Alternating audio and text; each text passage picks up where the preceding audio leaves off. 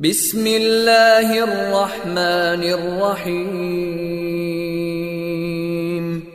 शुरू अल्लाह के नाम से जो रहमान और रहीम है।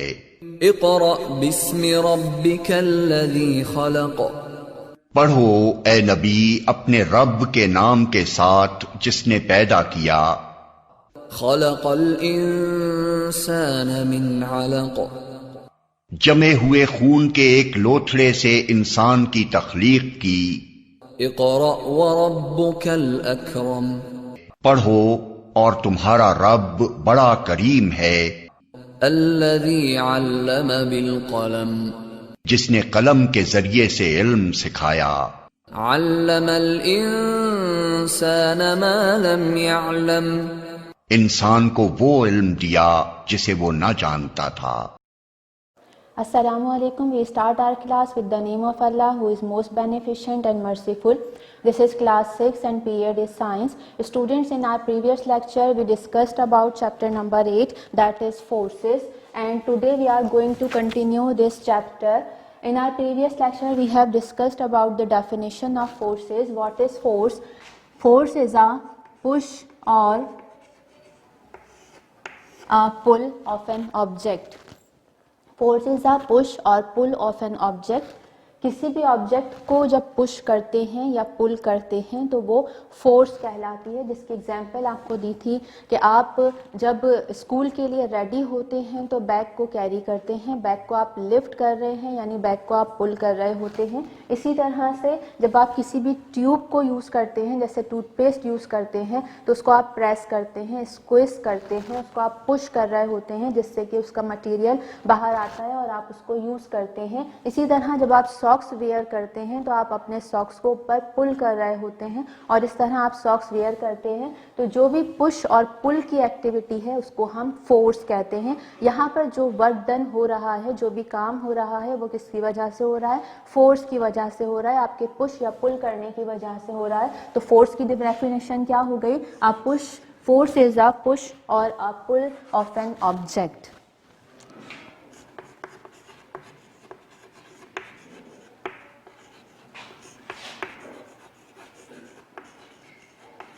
Force is a push or a पुल। जो भी हम पुश या पुल कर रहे हैं वो फोर्स कहलाता है।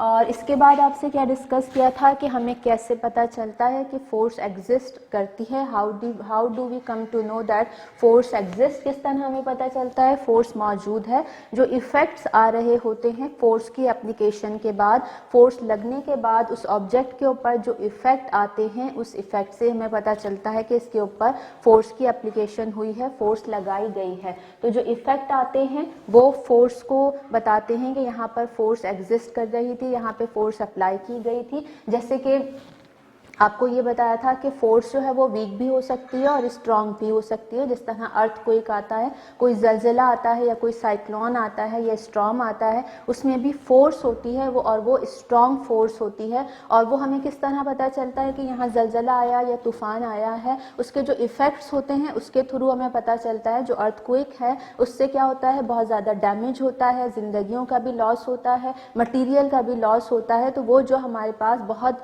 बड़ा इफ़ेक्ट नज़र आ रहा होता है, जो डैमेज नज़र आ रहा होता है, उससे हमें पता चलता है कि यहाँ पर अर्थक्वेक की फोर्स अप्लाई हुई है। तो इस तरह से जो इफ़ेक्ट्स आते हैं उनसे हमें पता चलता है यहाँ फोर्स की एप्लीकेशन हुई है।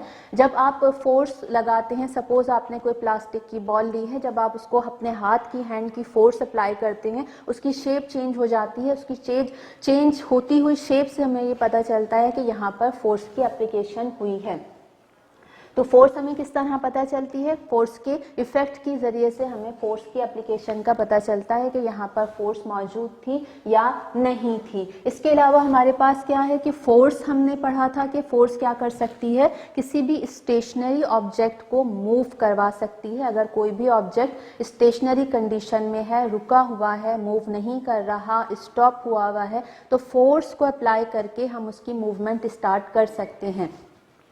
फॉर एग्जाम्पल एक कार खड़ी हुई है, कार मूव नहीं कर रही, वो स्टेशनरी कंडीशन में है। जब हम उसके ऊपर इंजन की फोर्स अप्लाई करते हैं तो वो कार मूव करना स्टार्ट कर देती है। तो हम ये कह सकते हैं कि force can move stationary object. कोई भी स्टेशनरी ऑब्जेक्ट है, स्टॉप ऑब्जेक्ट है, रुका हुआ ऑब्जेक्ट है, उसको मूव करवा सकती है। इसी तरह से जब गाड़ी मूव कर रही है, कोई कार मूव करती है, उसकी स्पीड इंक्रीज होती है या उसकी स्पीड डिक्रीज होती है, या फिर वो कार स्लो डाउन होने के साथ साथ स्टॉप हो जाती है, तो फोर्स के इफेक्ट में क्या आता है, फोर्स स्टेशनरी ऑब्जेक्ट को मूव करवा सकती है। सेकंड, फोर्स किसी भी ऑब्जेक्ट की स्पीड को इंक्रीज कर सकती है, फोर्स किसी भी ऑब्जेक्ट की स्पीड को डिक्रीज भी कर सकती है, और इसी तरह से फोर्स मूविंग ऑब्जेक्ट को स्टॉप भी कर सकती है, रोक भी सकती है। जिस तरह हम बॉल को थ्रो करते हैं तो वो बॉल हमारे हैंड में स्टेशनरी कंडीशन में होती है, स्टॉप हुई भी होती है, मूव नहीं कर रही होती, और जब हम उसे थ्रो करते हैं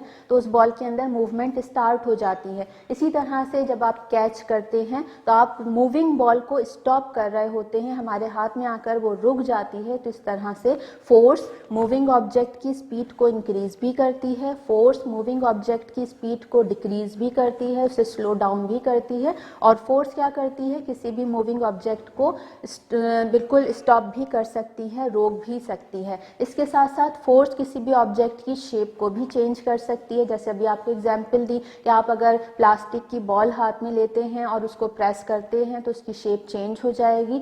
फोर्स किसी भी ऑब्जेक्ट की शेप भी चेंज कर सकती है, और इसी तरह से फोर्स डायरेक्शन भी, मूविंग ऑब्जेक्ट की डायरेक्शन भी चेंज कर सकती है। जिस तरह से हम एक गाड़ी ड्राइव कर रहे हैं, कार ड्राइव कर रहे हैं, हम कार की डायरेक्शन भी चेंज करते हैं, और उस डायरेक्शन को चेंज करने के लिए भी हमें फोर्स अप्लाई करनी पड़ती है। तो ये इफेक्ट ऑफ फोर्सेस हो गए कि फोर्स क्या करती है, स्टेशनरी ऑब्जेक्ट को मूव करवाती है, मूविंग ऑब्जेक्ट की स्पीड को इंक्रीज करती है, मूविंग ऑब्जेक्ट की स्पीड को डिक्रीज भी करती है, और मूविंग ऑब्जेक्ट को स्टॉप भी कर देती है। और इसके साथ साथ फोर्स जो है वो किसी भी ऑब्जेक्ट की शेप को भी चेंज कर सकती है और डायरेक्शन को भी चेंज कर सकती है। फिर हमने ये पढ़ा था टाइप्स ऑफ फोर्सेस क्या होते हैं, डिफरेंट टाइप्स होती हैं फोर्सेस की, जिसमें आपको बताया गया था कि ग्रेविटेशनल फोर्स होती है, जिसको हम ग्रेविटी भी कहते हैं।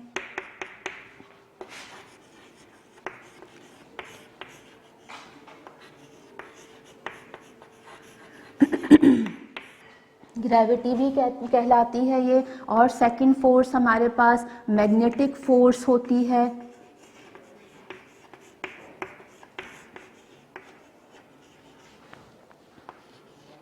थर्ड अपथ्रस्ट फोर्स है, and four frictional force.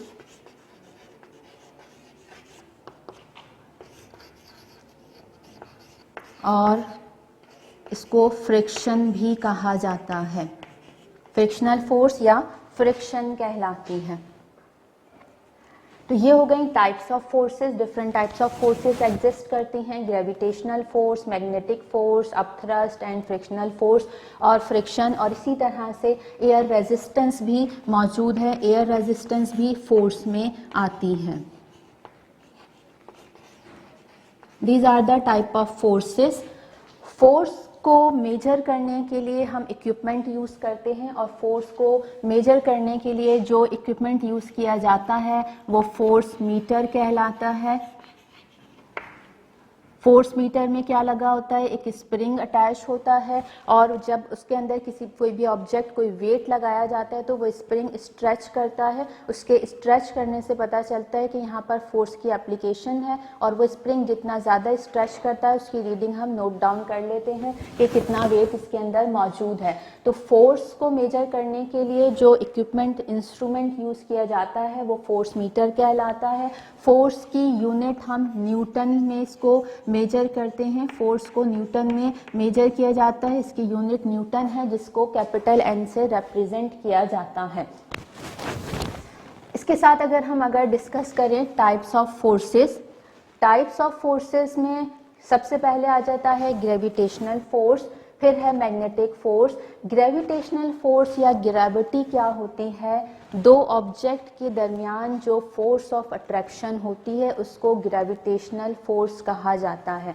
The force of attraction between two masses, दो मास मौजूद हैं, आपके हाथ में दो बॉल मौजूद है, राइट लेफ्ट दोनों हैंड में बॉल है, इन दोनों बॉल के दरमियान जो फोर्स ऑफ अट्रैक्शन पाई जाएगी वो ग्रेविटेशनल फोर्स कहलाती है। तो दो ऑब्जेक्ट के दरमियान जो फोर्स ऑफ अट्रैक्शन है, जो कशिश की कुव्वत मौजूद है, उसको ग्रेविटेशनल फोर्स या ग्रेविटी कहा जाता है। इसी तरह से अगर हम देखें तो अर्थ क्या है, ज़मीन क्या है, ज़मीन भी एक ऑब्जेक्ट है और इसका मास बहुत ज़्यादा है, बहुत बड़ा ऑब्जेक्ट है, ये इसका मास ज़्यादा है, इसका वॉल्यूम ज़्यादा होता है। तो जो अर्थ है वो एक बड़ा ऑब्जेक्ट होने की वजह से उसकी भी क्या होगी, एक फोर्स ऑफ अट्रैक्शन होगी, ग्रेविटेशनल उसकी भी फोर्स होती है। और अर्थ हर ऑब्जेक्ट को अपनी तरफ अट्रैक्ट करता है, अपने सेंटर की तरफ अट्रैक्ट करता है, उसको हम ग्रेविटेशनल फोर्स या ग्रेविटी कहते हैं। तो अर्थ की भी ग्रेविटेशनल फोर्स होती है, अर्थ की भी ग्रेविटी होती है और इसकी अमाउंट ज़्यादा होती है, इस फोर्स की क्वांटिटी, इसके जो साइज है वो ज़्यादा होता है, वो एक स्ट्रॉन्ग फोर्स होती है। अर्थ, ज़मीन हर चीज़ को, हर ऑब्जेक्ट को अपनी तरफ अट्रैक्ट करती है, अपने सेंटर की तरफ अट्रैक्ट करती है, उसको भी ग्रेविटेशनल फोर्स कहा जाता है या ग्रेविटी कहा जाता है, और अपने सेंटर की तरफ ये ऑब्जेक्ट को अट्रैक्ट कर रही होती है। अब यहाँ पर अगर देखें कि हम जब भी बॉल को ऊपर थ्रो करते हैं, आप बॉल को थ्रो करेंगे, वो ऊपर जाने के बाद वापस नीचे आती है। जब भी आप बॉल को ऊपर फेंकेंगे तो वो वापस नीचे क्यों आ रही है, वो ऊपर ही क्यों नहीं जा रही, वो वापस क्यों आ रही है, क्योंकि अर्थ उसको अपनी तरफ अट्रैक्ट कर रही होती है, अपने सेंटर की तरफ अट्रैक्ट करती है। तो force of attraction of earth की वजह से, अर्थ की ग्रेविटी की वजह से बॉल हमेशा कहाँ पर आएगी, नीचे आएगी। जब भी हम नीचे से ऊपर थ्रो करेंगे तो वापस बॉल कहाँ पर आएगी, नीचे अर्थ पर आती है, क्योंकि अर्थ उसको अट्रैक्ट कर रही होती है, अपने सेंटर की तरफ खींच रही होती है। इसी तरह जब हम जंप करते हैं, जब भी आप जंप करते हैं तो आप वापस नीचे ही आते हैं, एयर में नहीं रहते, वापस नीचे क्यों आते हैं, वही फोर्स ऑफ अट्रैक्शन, वही ग्रेविटी है, अर्थ की कुव्वत है, जो ज़मीन उस ऑब्जेक्ट को अपनी तरफ अट्रैक्ट कर रही होती है। और जब आप जंप करते हैं तो आप वापस अर्थ की तरफ ही आते हैं। और जब भी हाइट पर होकर आप अगर सेकंड फ्लोर पर, थर्ड फ्लोर पर मौजूद हैं, वहाँ से अगर आप किसी भी ऑब्जेक्ट को छोड़ते हैं तो वो ऊपर नहीं जाता, वो नीचे आता है। आपके हाथ में बॉल है, अगर आप उसे छोड़ेंगे तो वो किस डायरेक्शन में आएगा, नीचे की तरफ आता है। वो नीचे की तरफ क्यों आता है, क्योंकि वहाँ पर क्या मौजूद है, अर्थ की ग्रेविटी मौजूद है। अर्थ की ग्रेविटी उसको अट्रैक्ट कर रही है, अपने सेंटर की तरफ खींच रही है, इसलिए हर ऑब्जेक्ट नीचे ज़मीन पर आती है। तो ये बात हो गई ग्रेविटेशनल फोर्स क्या हुई, वो फोर्स जो दो ऑब्जेक्ट के बीच में मौजूद है, फोर्स ऑफ अट्रैक्शन। वो फोर्स ऑफ अट्रैक्शन जो दो ऑब्जेक्ट के बिटवीन है या दो मासेस के बिटवीन है, उसको हम ग्रेविटेशनल फोर्स या ग्रेविटी कहते हैं। और अर्थ भी हर चीज़ को अपनी तरफ अट्रैक्ट करती है, तो उसको भी हम क्या कहते हैं, अर्थ की ग्रेविटी या ग्रेविटेशनल फोर्स कहा जाता है। अब फोर्स है, ग्रेविटी मौजूद है, ज़मीन हर चीज़ को अपनी तरफ खींच रही है, ऊपर कोई भी अगर ऊपर जा रही है चीज़ तो वो उसको नीचे की तरफ खींचती है। वो फोर्स ऑफ ग्रेविटी जो किसी भी ऑब्जेक्ट के ऊपर जो अर्थ की फोर्स लग रही है वो उसका वेट कहलाती है।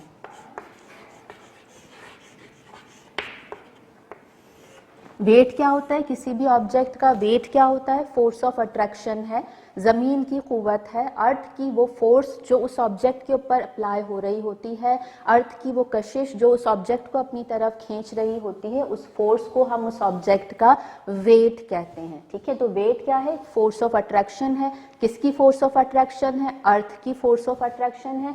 किसी भी ऑब्जेक्ट को अर्थ जितनी फोर्स से अपनी तरफ अट्रैक्ट करती है वो फोर्स उसका वेट कहलाती है। जबकि वेट को आपको बता दिया कि वेट किस में मेजर किया जाता है, वेट भी न्यूटन में मेजर किया जाता है और इसका सिंबल भी क्या है, एन है। तो वेट फोर्स है और फोर्स की यूनिट क्या होती है, न्यूटन होती है। तो फोर्स, वेट भी एक फोर्स है, इसलिए इसको भी न्यूटन में मेजर किया जाता है। जबकि अगर आप मास देखें तो मास क्या है, अमाउंट ऑफ मैटर, किसी भी ऑब्जेक्ट के अंदर जितना मैटर मौजूद है। मैटर क्या होता है, हर वो चीज़ जो जगह घेरती है और वजन रखती है वो मैटर कहलाती है। अब मेरे हाथ में ये चौक है, इस चौक में जितना भी मैटर मौजूद है वो इसका मास कहलाएगा। तो मास और वेट में डिफरेंस मौजूद है, मास अलग है, वेट अलग है। वेट फोर्स ऑफ अट्रैक्शन है, किसकी फोर्स ऑफ अट्रैक्शन है, अर्थ की फोर्स ऑफ अट्रैक्शन है।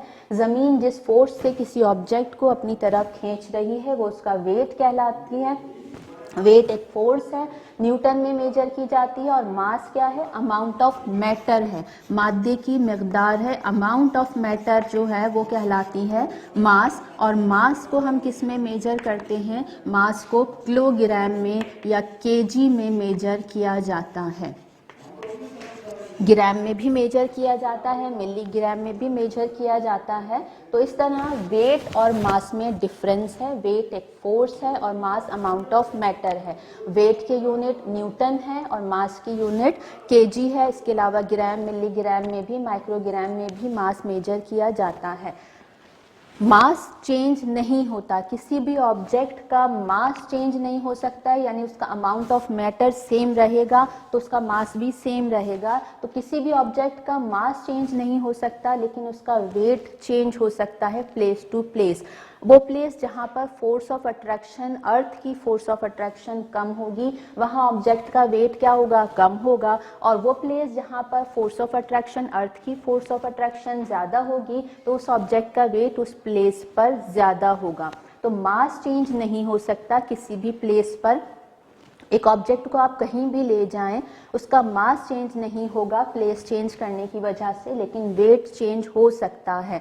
जिस तरह से फॉर एग्जांपल अगर आप किसी भी ऑब्जेक्ट को मून पर ले जाते हैं तो मून पर जाने के बाद उसका मास चेंज नहीं होगा, उसका अमाउंट ऑफ मैटर चेंज नहीं हो रहा, जितना मटीरियल उसमें मौजूद है वो चेंज नहीं होगा, लेकिन मून पर अर्थ की फोर्स ऑफ अट्रैक्शन रिड्यूस हो जाती है। और अब यहाँ पर अगर कोई ऑब्जेक्ट है उस पर ज़मीन की कशिश ज़्यादा लग रही होगी, लेकिन अगर वो ऑब्जेक्ट मून पर मौजूद है तो वहाँ पर फोर्स ऑफ अट्रैक्शन अर्थ की कम होती है। इसलिए यहाँ अर्थ पर अगर कोई चीज़ मौजूद है तो उसका वेट ज़्यादा होगा और उसी ऑब्जेक्ट को अगर आप मून पर ले जाएंगे तो वहाँ उसका वेट रिड्यूस हो जाएगा, डिक्रीज हो जाएगा।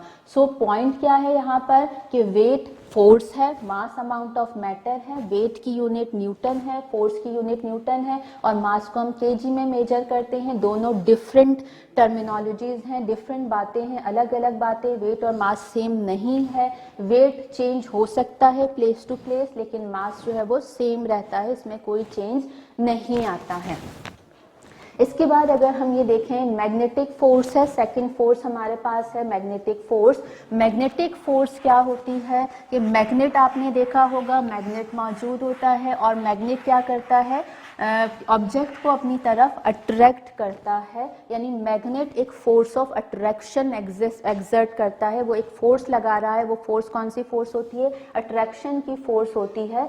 सो the force of attraction by magnet is called as magnetic force. Magnet की जो फोर्स ऑफ अट्रैक्शन है वो उसकी मैग्नेटिक फोर्स कहलाती है। The force of attraction by magnet is called as magnetic force. Magnetic force apply हो रही है। अब बहुत से मटेरियल ऐसे होते हैं जिसको मैग्नेट अट्रैक्ट करता है और ऐसे भी मटेरियल मौजूद हैं जिनको मैग्नेट अट्रैक्ट नहीं करता है। वो ऑब्जेक्ट जिनको मैग्नेट अट्रैक्ट करता है वो मैग्नेटिक मटेरियल कहलाते हैं।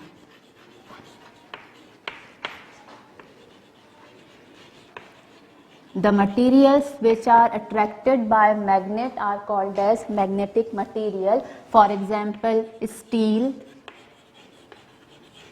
and iron, nickel, cobalt.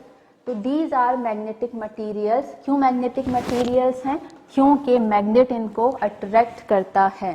वो ऑब्जेक्ट, वो चीज़ें जिसको मैग्नेट अट्रैक्ट करता है वो मैग्नेटिक मटेरियल कहलाती हैं। For example steel and iron. और वो ऑब्जेक्ट जिसको मैग्नेट अट्रैक्ट नहीं करता वो नॉन मैग्नेटिक मटेरियल्स कहलाते हैं। The materials which are not attracted by magnet called as non magnetic materials. वो नॉन मैग्नेटिक मटेरियल्स कहलाते हैं जिसको मैग्नेट अट्रैक्ट नहीं करता। For example wood, plastic, copper, aluminium, इसको मैग्नेट अट्रैक्ट नहीं करता है। ग्लास है, ग्लास को भी मैग्नेट अट्रैक्ट नहीं करता है, तो वो मटेरियल क्या कहलाते हैं? नॉन मैग्नेटिक मटेरियल्स कहलाते हैं। मैग्नेट को अगर हम देखें तो एक मैग्नेट के दो पोल होते हैं, एक नॉर्थ पोल कहलाता है और एक साउथ पोल कहलाता है। तो इसके दो पोल हो गए मैग्नेट के, north pole and south pole, यानी जिसको हम एन पोल और एस पोल कहते हैं। अगर हम देखें अगर आप मैग्नेट लेते हैं और उसके सेम पोल को एक साथ रखते हैं, यानी नॉर्थ के पास नॉर्थ रखेंगे, एन के पास एन रखेंगे, तो ये दोनों जो लाइक पोल्स हैं, जो सेम पोल हैं, ये एक दूसरे को अट्रैक्ट नहीं करते, ये एक दूसरे को रिपल करते हैं, एक दूसरे को दूर हटाते हैं, एक दूसरे के करीब नहीं आते हैं। तो जो लाइक पोल्स होते हैं वहाँ कौन सी फोर्स मौजूद होती है? फोर्स ऑफ रिपल्जन होती है, अट्रैक्शन की फोर्स नहीं होती है। जबकि अनलाइक पोल हैं, जैसे नॉर्थ पोल और एस पोल है, एन पोल और एस पोल, ये जो अनलाइक पोल्स हैं इनके बिटवीन फोर्स ऑफ अट्रैक्शन होती है और ये एक दूसरे को अट्रैक्ट करते हैं। तो मैग्नेट के अगर लाइक पोल्स होंगे तो वहाँ पर क्या मौजूद है? फोर्स ऑफ रिपल्जन मौजूद होगी, और अगर अनलाइक पोल होंगे तो उनके बिटवीन फोर्स ऑफ अट्रैक्शन मौजूद होगी। थर्ड हमारे पास फोर्स है अपथ्रस्ट। अपथ्रस्ट क्या होता है कि आपके पास एक ग्लास में वाटर मौजूद है, एक बीकर है या ग्लास है, उसके अंदर आपके पास वाटर मौजूद है।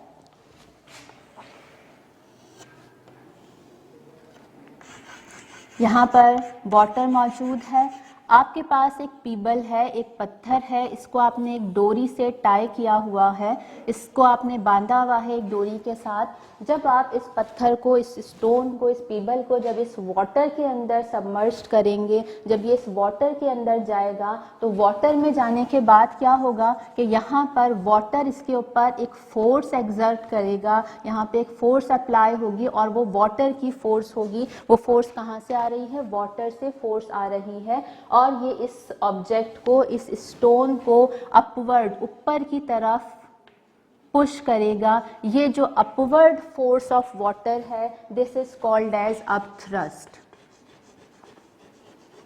जब भी कोई ऑब्जेक्ट वाटर में जाता है, पानी के अंदर जाता है, तो वहाँ पर वाटर एक फोर्स अप्लाई करता है और इसकी डायरेक्शन कहाँ होती है? अपवर्ड होती है, ऊपर की तरफ ये फोर्स अप्लाई हो रही होती है। इस फोर्स को हम अपथ्रस्ट फोर्स कहते हैं, यानी the upward force of water is called as upthrust. तो यहाँ पर क्या होगा कि ये थोड़ा सा इस ऑब्जेक्ट को ऊपर की तरफ पुश कर रही होगी कि ये ऑब्जेक्ट ऊपर की तरफ मूव करे, ये अपथ्रस्ट कहलाता है।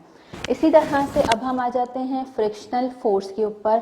फ्रिक्शनल फोर्स क्या होती है? दो सरफेस के बिटवीन मौजूद होती है फ्रिक्शनल फोर्स।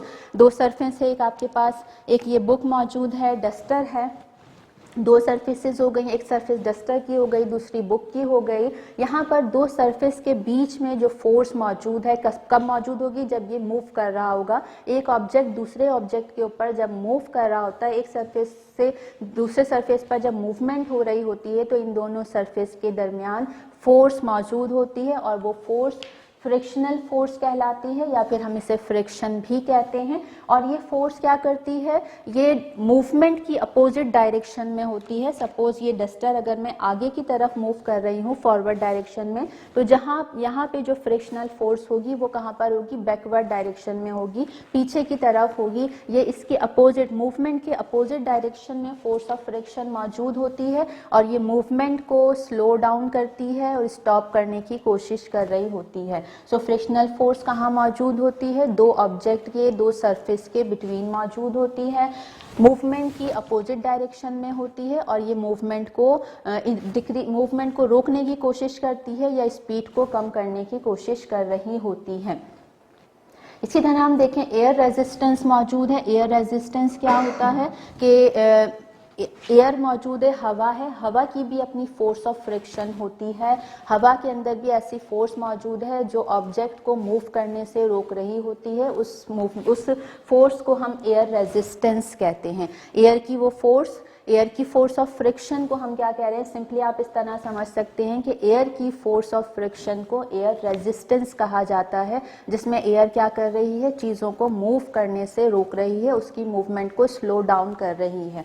जिस तरह आप देखें कि प्लेन से जब कोई नीचे जंप करता है, एरोप्लेन से जब कोई नीचे जंप करता है तो वो पैराशूट के साथ नीचे आता है। पैराशूट वो क्यों यूज़ कर रहा है, अगर वो पैराशूट यूज़ नहीं करेगा तो वो स्पीडली अर्थ पर आएगा, बहुत तेज़ी से ज़मीन पर आएगा, जिससे उसको कोई भी किसी भी तरह का नुकसान हो सकता है। अब ये बिल्कुल नीचे क्यों आ रहा है, स्पीडली तेज़ी के साथ नीचे क्यों आता है, क्योंकि यहाँ पर क्या मौजूद है, ग्रेविटेशनल फोर्स मौजूद है, अर्थ की फोर्स मौजूद है, और वो अर्थ, वो ज़मीन क्या कर रही है, उसको कशिश कर रही है, खींच रही है, तो वो कोई भी जो मैन है वो डायरेक्ट ज़मीन से आकर टकराएगा और उसकी डेथ भी हो सकती है। तो इसलिए पैराशूट यूज़ किया जाता है। पैराशूट यूज़ करने से क्या होता है, जब पैराशूट खुलता है, अब यहाँ पर सरफेस एरिया इंक्रीज़ हो गया है, पैराशूट खुलने से सरफेस एरिया इंक्रीज़ हो गया। अब जितना ज़्यादा सरफेस एरिया होगा उतनी ही ज़्यादा एयर की रेजिस्टेंस होगी, यानी ऑब्जेक्ट या वो मैन नीचे की तरफ आ रहा है तो अब एयर क्या कर रही है, उसको नीचे आने से रोक रही है, और इस एयर रेजिस्टेंस की वजह से वो मैन अब स्लोली नीचे ज़मीन की तरफ आएगा और उसको किसी तरह का नुकसान नहीं पहुंचेगा। तो जो एयर रेजिस्टेंस है ये भी ऑब्जेक्ट की मूवमेंट को रोकती है, चीज़ों को मूव करने से रोक रही होती है, क्योंकि ये भी क्या है, एक फ्रिक्शनल फोर्स है, और ये फ्रिक्शनल फोर्स किसकी वजह से है, ये एयर की वजह से फ्रिक्शनल फोर्स मौजूद है। सही, तो एयर की रेजिस्टेंस भी चीज़ों को स्टॉप कर रही है, स्लो डाउन कर रही होती है, और जितना ज़्यादा सरफेस एरिया होगा, किसी ऑब्जेक्ट का सरफेस एरिया जितना ज़्यादा होगा, एयर रेजिस्टेंस उतनी ही ज़्यादा होगी, और अगर सरफेस एरिया कम होगा तो एयर रेजिस्टेंस भी कम होगी। तो जिस चीज़ का सरफेस एरिया ज़्यादा होगा वो स्लोली मूव करेगा ज़मीन की तरफ, वो आहिस्ता आहिस्ता ज़मीन से आके टकराएगा, और जिसका सरफेस एरिया कम होगा, स्मॉल ऑब्जेक्ट है, उस पर रेजिस्टेंस कम है, एयर की फ्रिक्शनल फोर्स कम है, तो वो स्पीडली आके ज़मीन से टकराएगा।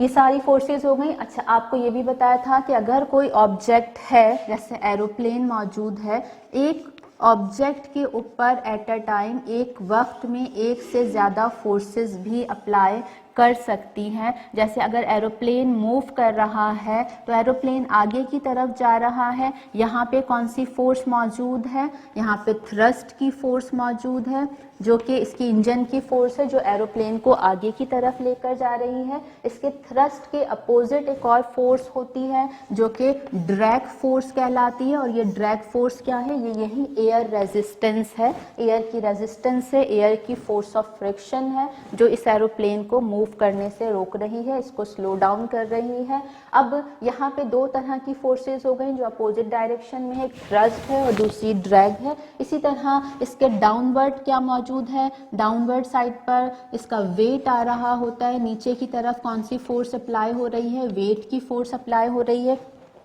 क्यों वेट की फोर्स है कि अर्थ क्या कर रहा है, इसको अट्रैक्ट कर रहा है, अर्थ इसको अपनी तरफ खींच रहा है, और अभी आपको बताया था ज़मीन किसी भी चीज़ को जिस फोर्स के साथ अट्रैक्ट करती है वो फोर्स उसका वेट कहलाती है। तो डाउनवर्ड यहाँ पे फोर्स कौन सी लग रही है, वेट लग रही है। इसके अपोजिट ही जो फोर्स लगती है, यहाँ पर एक और फोर्स अप्लाई होती है जो लिफ्ट की फोर्स कहलाती है। इस तरह एक ऑब्जेक्ट पर एट अ टाइम, एक वक्त में एक से ज़्यादा फोर्सेस भी अप्लाई हो सकती हैं, एक से ज़्यादा फोर्सेस भी यहाँ पर लग सकती हैं।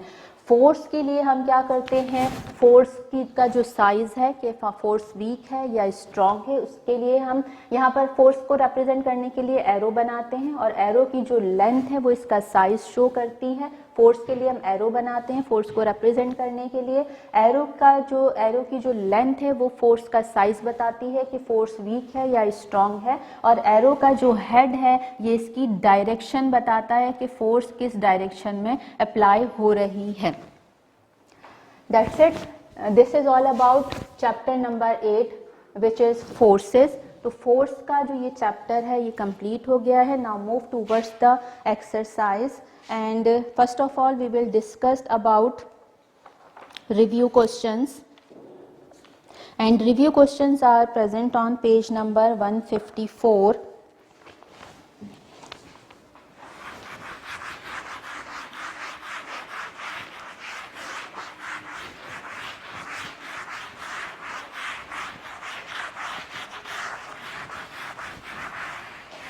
कुछ क्वेश्चन इसमें आपसे लास्ट क्लास में भी डिस्कस किए थे, जिससे मैं अभी फिर से रिपीट कर दे रही हूँ। क्वेश्चन नंबर 1 हमारे पास क्या है?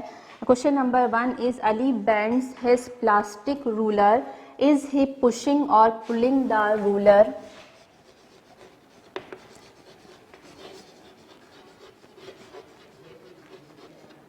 Review questions, page number 154. Question number 1 is Ali bend his plastic ruler, is he pushing or pulling the ruler? Ali क्या कर रहा है? एक रूलर को बेंड कर रहा है। अब आपको ये बताना है कि वो उस रूलर को जब बेंड करेगा तो पुश की फोर्स लगाएगा या पुल की। तो ऑब्वियसली यहाँ पर कौन सी फोर्स अप्लाई हो रही है? पुशिंग फोर्स अप्लाई हो रही है। वो उस रूलर को नीचे की तरफ पुश कर रहा है। What are the effects of forces on the ruler? और क्या इफेक्ट आ रहे हैं? एक तो रूलर में मूवमेंट हो रही है, जब वो उसको बेंड कर रहा है, पुश कर रहा है, तो रूलर में मूवमेंट हो रही है। और दूसरा चेंज क्या आ रहा है? रूलर की शेप चेंज हो रही है। ये इफेक्ट है फोर्सेस की, मूवमेंट हो रही है रूलर के अंदर और शेप चेंज हो रही है। Question number 2 is Ali and Rafiq are playing badminton. Ali और रफीक क्या कर रहे हैं? बैडमिंटन प्ले कर रहे हैं। और complete the table below to show the forces involve in a game of badminton and the effects of these forces. आपको यहाँ पर एक टेबल दिया गया है, इस टेबल को कंप्लीट करना है और आपको ये बताना है कि क्या इफेक्ट आए हैं फोर्सेस की। एक्शन क्या है? Throwing a stationary shuttlecock into the air before serving. कि शटलकॉक को आप क्या कर रहे हैं? प्ले करने से पहले उसको एक ऊपर की तरफ थ्रो करते हैं। उस थ्रो करने में आपने कौन सी फोर्स लगाई है? आप उसे पुश कर रहे हैं। पुश करने से वो ऊपर की तरफ थ्रो होगी और इफेक्ट क्या आ रहा है कि शटलकॉक जो है वो मूव कर रहा है, उसमें मूवमेंट स्टार्ट हो गई है। Second action is hitting the moving shuttlecock with the racket. जब आप शटलकॉक को रैकेट से हिट करते हैं तो आप पुश कर रहे हैं या पुल कर रहे हैं? ऑब्वियसली आप उसे क्या कर रहे हैं? एक पुश कर रहे हैं, पुश फोर्स अप्लाई करते हैं और चेंज क्या आता है? शटलकॉक की डायरेक्शन चेंज हो जाती है। Third action is accidentally steeping on a shuttlecock. के एक्सीडेंटली हादसाती तौर पर आप अगर शटलकॉक पर चढ़ जाते हैं तो अब आपने कौन सी फोर्स अप्लाई करी है? पुश की फोर्स अप्लाई करी है और इससे इफेक्ट क्या आएगा? शटलकॉक की शेप चेंज हो जाएगी। क्वेश्चन नंबर 3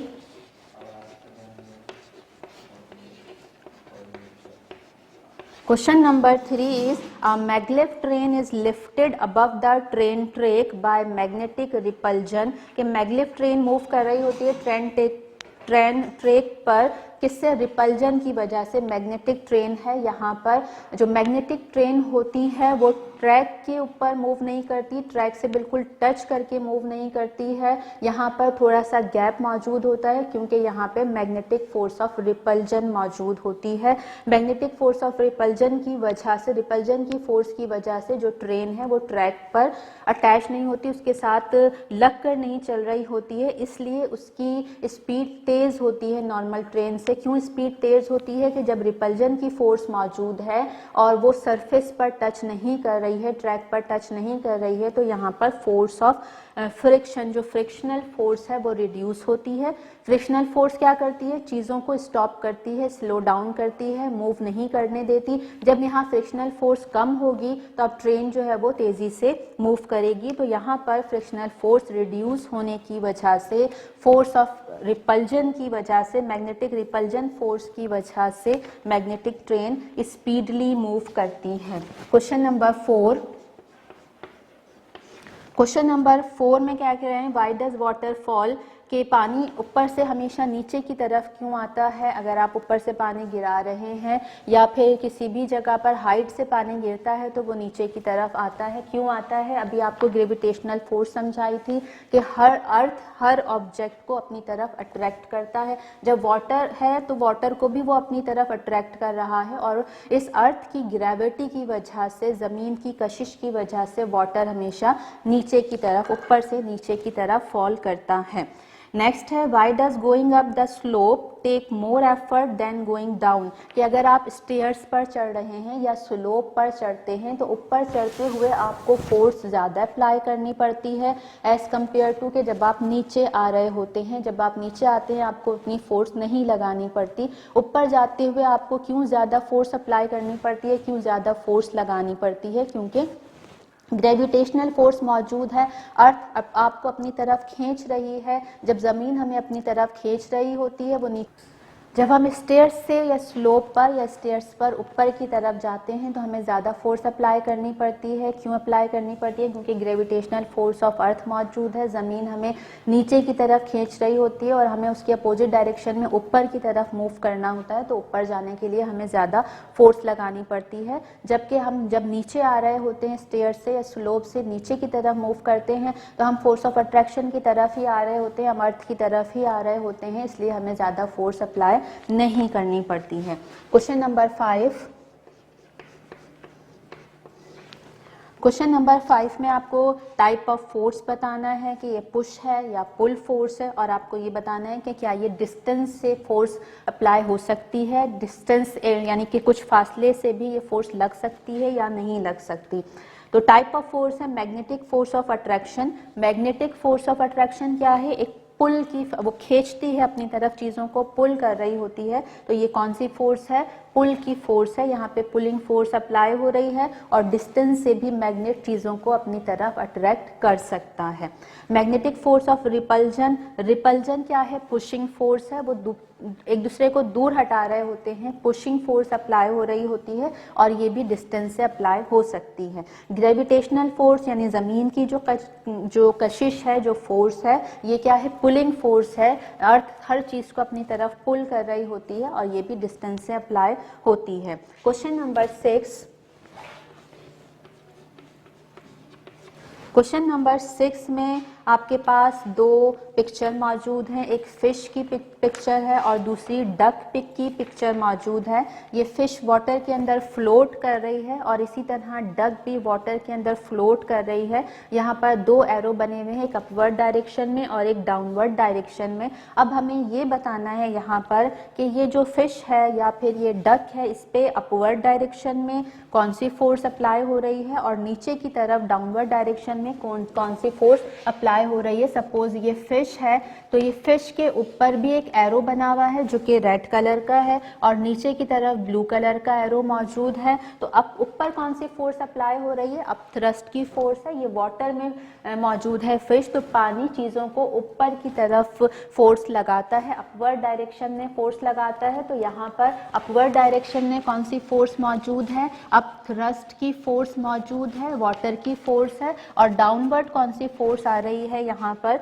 इसका वेट जो है, जो ग्रेविटेशनल फोर्स है, वो नीचे की तरफ इसको खींच रहा है। तो जब फिश या डक कोई भी ऑब्जेक्ट पानी में फ्लोट करता है, स्विम कर रहा है, तो यहाँ पर एक अपवर्ड और एक डाउनवर्ड फोर्स लगती है। अपवर्ड फोर्स अप थ्रस्ट होती है, वाटर की अपवर्ड फोर्स होती है और इसका वेट नीचे की तरफ आ रहा होता है।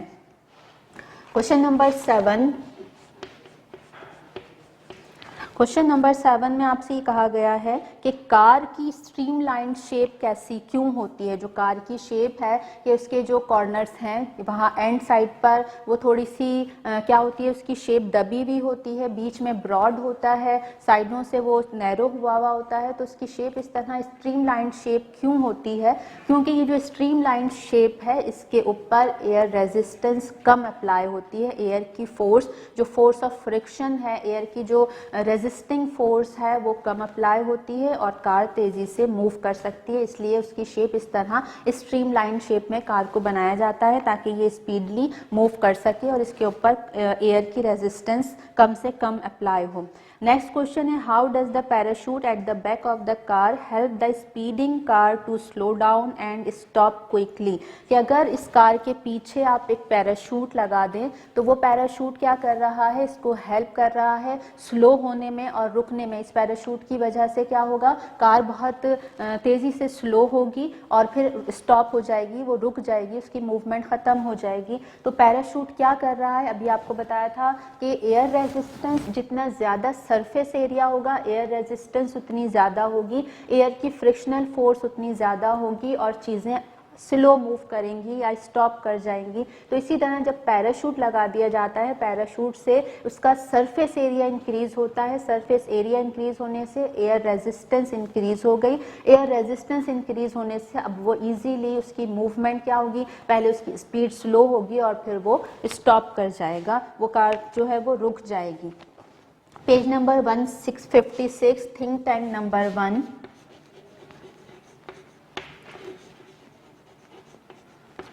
थिंक टैंक नंबर 1 और पेज नंबर है इसका 156। 156 पर जो थिंक टैंक नंबर 1 है, state whether there are forces acting on the following object. आपको बताना है कि क्या यहाँ फोर्स अप्लाई हो रही है या नहीं, और फिर आपको अपने आंसर को एक्सप्लेन करना है। ए है, आप playground swing slowly down and coming to a stop. कि जो प्ले ग्राउंड है उसमें झूले लगे होते हैं और वो झूले, जब आप उस झूले को मूव करते हैं तो उसके बाद वो जो स्विंग है वो स्लो डाउन होता है, उसकी स्पीड कम हो रही होती है, आहिस्ता आहिस्ता वो झूला स्लो होता है और फिर स्टॉप हो जाता है। तो यहाँ पर फोर्स अप्लाई हो रही है या नहीं हो रही, यहाँ पर फोर्स अप्लाई हो रही है, फोर्स अप्लाई हो रही है जब भी वो पहले स्लो हो रहा है और फिर स्टॉप हो रहा है। अगर फोर्स अप्लाई नहीं होती तो ये स्विंग ऐसे ही मूव करता रहता, ये कभी भी ना तो स्लो होता और ना ही रुकता। जब आप उसे आप एक झूला देते तो उसके बाद इसकी मूवमेंट कंटिन्यू रहती। अब यहाँ पे कौन सी फोर्स अप्लाई हो रही है, यहाँ पर एयर रेजिस्टेंस की फोर्स है, एयर की फ्रिक्शनल फोर्स है जो उसको स्लो करती है और उसके बाद वो स्टॉप हो जाता है। बी है, a car which is speeding up, car की स्पीड बढ़ रही है। तो अब यहाँ पर फोर्स अप्लाई हो रही है या नहीं हो रही, यहाँ पर भी इंजन की फोर्स अप्लाई हो रही है। अगर इंजन की फोर्स अप्लाई नहीं होती तो कार की स्पीड कभी भी इंक्रीज नहीं होती और कार अपनी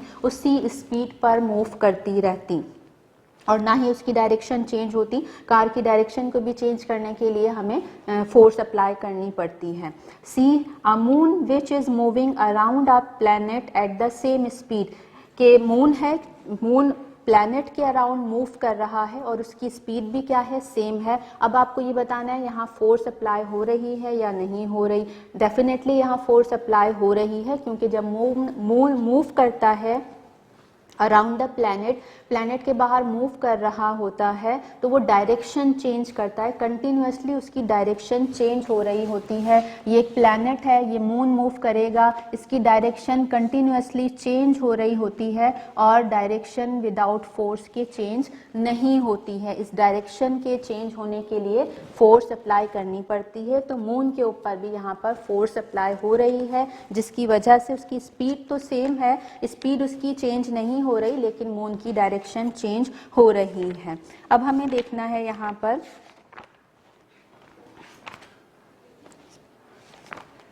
हमारे पास है try it out. Try it out page number 151।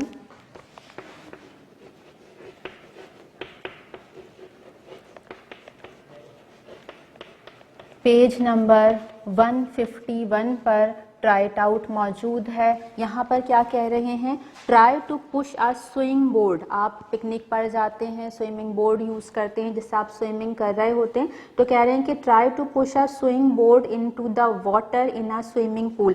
Swimming pool में आप स्विमिंग बोर्ड से स्विमिंग कर रहे हैं, अब आप उसे पुश करने की, ज़मीन वाटर के अंदर पुश करने की कोशिश करें।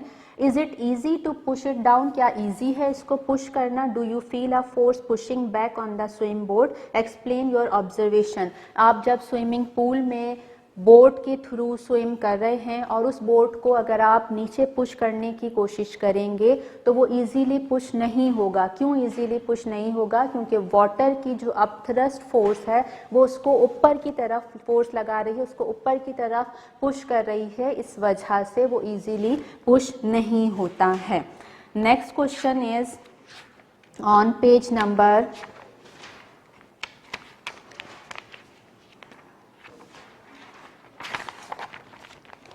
Page number 146। Think about it.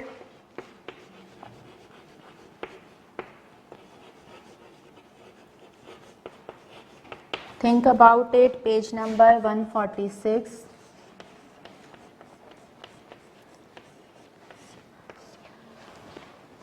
यहाँ पर क्या कह रहे हैं, some paper clips are dropped into a plastic cup containing water. एक प्लास्टिक का कप है जिसमें वाटर है और उसके अंदर क्या मौजूद है, क्लिप्स, पेपर क्लिप्स मौजूद हैं जो आप पेपर पे लगाते हैं, पेपर को होल्ड करने के लिए क्लिप्स लगाते हैं, वो इसके अंदर मौजूद है। What can you do to take out the paper clips from the cup without touching the water with your hand or other objects. कि आपको पानी को हाथ लगाए बगैर या कोई भी चीज़ लगाए बगैर आपको जो पानी के अंदर पेपर क्लिप्स मौजूद हैं इन्हें बाहर निकालना है। यहाँ पर ये प्लास्टिक का कप है जिसमें वाटर हैं, पेपर क्लिप्स मौजूद हैं। अब आप इसे बगैर टच किए हुए, वाटर को बगैर टच किए हुए किस तरह पेपर क्लिप को बाहर लेकर आएंगे, तो इसके लिए आप क्या यूज़ करेंगे, मैग्नेट यूज़ करेंगे। मैग्नेट क्या करता है, आयरन स्टील को अट्रैक्ट करता है। जब आप मैग्नेट इसके कप के ऊपर सरफेस पर लेकर आएंगे तो वो मैग्नेट क्या करेगा, इन क्लिप्स को अट्रैक्ट करेगा और आहिस्ता आहिस्ता ये क्लिप ऊपर उठते हुए मैग्नेट से आकर अटैच्ड हो जाएंगी और आप इसको बगैर टच किए हुए, वाटर को बगैर हाथ लगाए हुए या किसी भी चीज़ को वाटर में डाले बगैर आप इन पिन्स को, इन क्लिप्स को बाहर निकाल लेंगे। अब आप क्या करेंगे, note down your homework. Chapter 8 का टाइटल पेज बनाने के बाद आप ये तमाम वर्क कंप्लीट करेंगे, तमाम क्वेश्चन आंसर उस कॉपी के अंदर सॉल्व करेंगे by the content solution. Content solution से आप उसको सॉल्व करेंगे और अब आपको ये होमवर्क नोट करना है।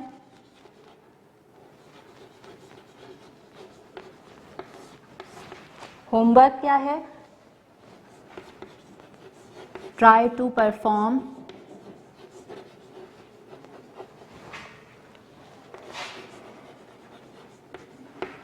think about it, try to perform think about it, page number 146 at home।